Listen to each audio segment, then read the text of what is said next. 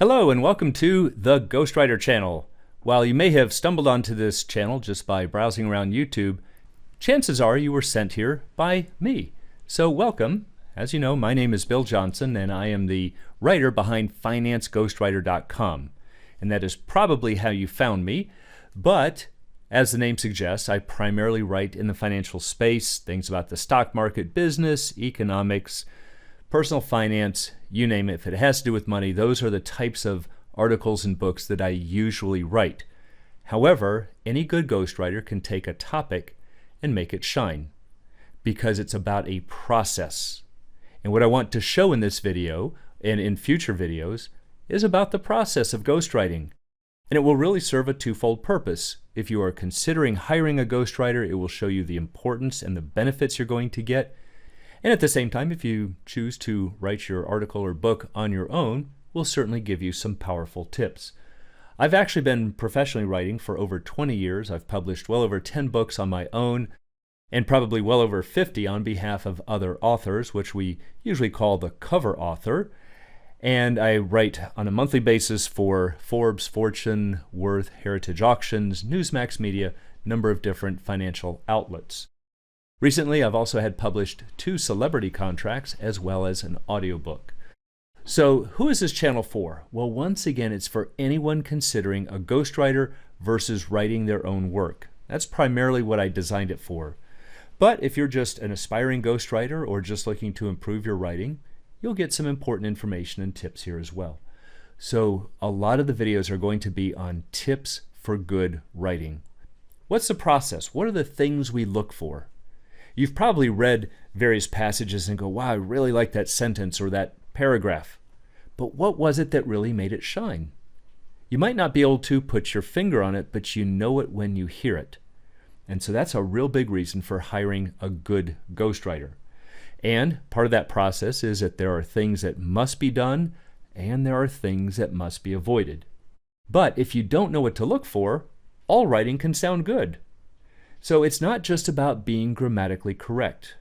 And this is a big one for people, newbie writers who say, let me write a book on my own. I've got a keyboard and I've got spell checker, I've got a grammar checker. What else do you need to know? Well, while it sounds like you might be on track for writing a good book, it's probably going to be a disaster. And so many of these videos will keep you from stepping into the common traps. So first of all, understand that you have an idea to share. And as the expression goes, if it's worth doing, it's worth doing well. So you want your book or your article to be clear, concise, and commanding, meaning it's got to be powerful. And that means you've got to pay attention to details. But which details? Is it just about the punctuation or the spelling? So if you don't really know what to look for, you don't know which details to check. So let's take a look at these 3. We'll look at clear, concise, and commanding, and some details.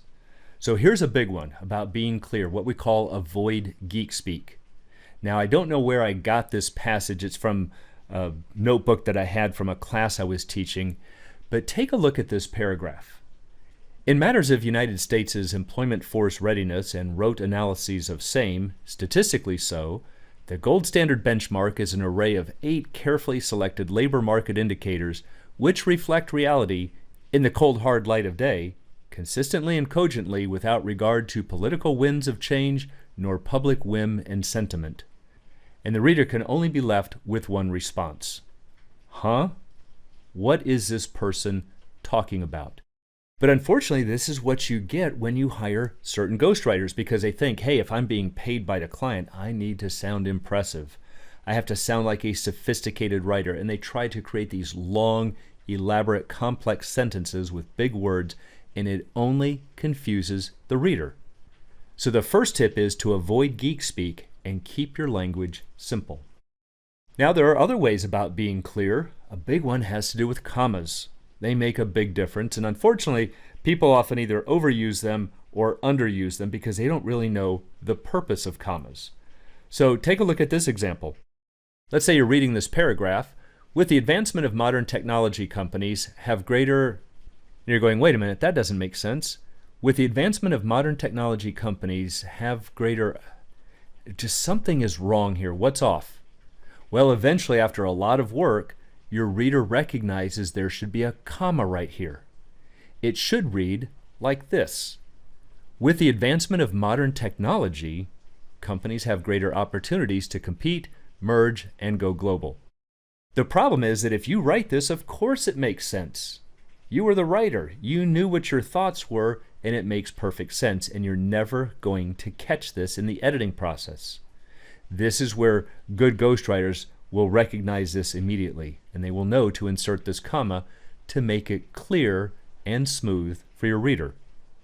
Now, commas can also be left out with comedic effect. This is actually the dedication in a book, and it said, "To my parents, Mother Teresa, and the Pope." Well, it sounds like this person's parents are Mother Teresa and the Pope. But if we add a comma right here so that it reads, "To my parents, Mother Teresa, and the Pope," you can now see that they are three distinct groups, and it's now clear. Here's another example that's actually from a legal standpoint. Came out in about 2014. You'll read stuff like this all the time on the web. But there was an Ohio village that had a law stating that vehicles must be moved off the street before nightfall.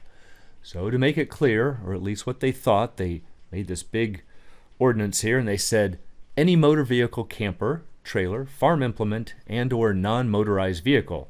How could you possibly miss anything? Well, they did. There was a lady, and again, I think it was in 2014, who parked her truck on the side of the road and got a ticket.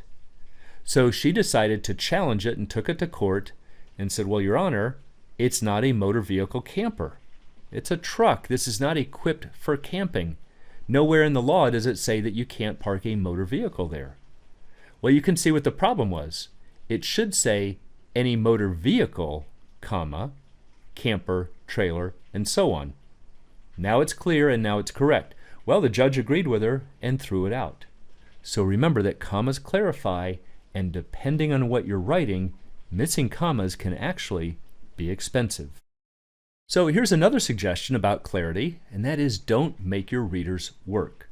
There's a lot of different areas that good ghostwriters will do, and good writers, to not make the readers work. We want to serve it to them on a silver platter, up in front, nice and clear. Don't make them work for the information. And one way is to don't make relative references. But you see this all the time from newbie writers. You'll see things like, earlier in the year, Cuthbert P. Flapsaddle was nominated as company president. Well, earlier in which year? Now, sure, at the date of this article or this book, maybe the reader knows, but maybe the reader doesn't. And it might be clear today, but in 5 years it won't be, and now your writing looks like mud. It's a simple fix. In February of 2020, and then go on to say. See, now it's not relative. Now we know when the year was, and we'd never have to worry about your reader being confused. Simple fix, but you'd be surprised at how many writers make relative references. So those are some points about clarity and why it can be very tricky to write your own works. What about concise? Well, here's a really big topic in writing, and that is cutting words. And the idea here is that you want to treat your words like gold coins. And that simply means don't waste them. So in writing, cut unnecessary words. Well, that raises a good question. What's an unnecessary word? Well, if you can cut a word without changing the sentence's meaning, do so. Get rid of it. It's unnecessary. Why? Because if you can get rid of it and it doesn't change the meaning, then what was the point of having it there? Once again, writers think it's about making things sound sophisticated. It's just cluttering up your message. So here's an example that I received from an editing project. Personal finance is a field of study having to do with money matters within the household. Well, field of study. It's just a study. And in fact, if it's a study, we don't even need to state it at all. Just personal finance. So watch this after cutting words. Personal finance deals with household money matters. Clear, powerful, to the point. Notice if you try to delete any words in this second sentence, it's going to lose its message. You can't do it. It's what we call a very tight sentence or a very efficient sentence. Nothing is wasted. So a good writer knows how to do this pretty much automatically, and if not on the first or second drafts, they will certainly come out in the final edits. But if you're trying to write on your own, this is a real big one that people miss. Well, here's another example. No redundancies. You've got to get rid of these. They're easy to do. Here's a common one. The time of the meeting is from 6 p.m. to 7 p.m. Well, notice right here, p.m. is already a reference to time. It's already been stated. The word time right here is redundant. Get rid of it.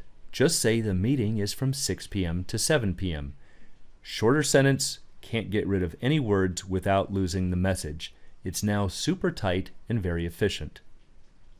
So those are some basic ideas about being concise and how it can be very tricky. What about being commanding, being powerful and forceful? Well, one thing is about emphasis. Where do you want to make your point? Take a look at this sentence. Consumer debt has significantly increased over the past few years, and now, according to the Federal Reserve, stands at $14 trillion at the end of 2019. Again, grammatically correct, information is correct. Newbie writers would say, nothing I need to change. But a professional writer is going to say, what is the emphasis? What's the important point? Was the writer trying to emphasize that it was the end of 2019 or that it was $14 trillion? Makes a difference. If the emphasis was that it was so large at 14 trillion, let's put that at the end. That's what the reader remembers. So we change it to consumer debt has significantly increased over the past few years, and at the end of 2019, according to the Federal Reserve, stands at 14 trillion. See, now it's at the end, and now your point has been made much clearer. Notice in the first sentence that 14 trillion and end of 2019 are separated only by a couple of words, and yet it makes a big difference if we switch them. And once again, that's an easy thing to overlook. But with a professional writer, those will all get caught, all get changed, and that means that your writing now shines. So a final point about being commanding is about stating your point. Newbie writers are guilty of wishy-washy language, and that's because they're afraid to make their point. They don't want to sound like they are an authority, or maybe because they're afraid they're going to get into some type of legal trouble. So you'll see things like this. Personally, I think high levels of consumer debt are perhaps one of the most problematic financial issues, and reducing these levels of debt should be among the top priorities, in my opinion. Not only is it wordy, but it's so wishy-washy. You're allowed to make your point. Get rid of personally. Get rid of I think. The reader knows it's your work. They know they're your thoughts. You're allowed to make them. Get rid of in my opinion. So from an editing standpoint, if I saw this, here's one version I might come up with. High consumer debt levels are devastating. They must be reduced. Powerful. Takes the basic message and just pulls it out of all of the mud, gets rid of the personally and I think and up to and including but not limited to, and this might be, people just are so afraid to make their points. And then the reader just says, I'm not really even sure if this person's convinced what he's saying is true. You are allowed to have an opinion. That's the reason that we have freedom of speech. You're certainly free to say high consumer debt levels are devastating. It doesn't have to be backed up by any kind of statistical fact. You are the writer. You have a point. Make it. So if you have an important message to make, whether a short article or a long book, please call me, Bill Johnson, 561-282-9455, and I'll be happy to talk more about the things to look for and watch out for in a ghostwriter. The ghostwriter might be responsible for the words, but remember, it's your name on the cover. Make your points clear, concise, and commanding.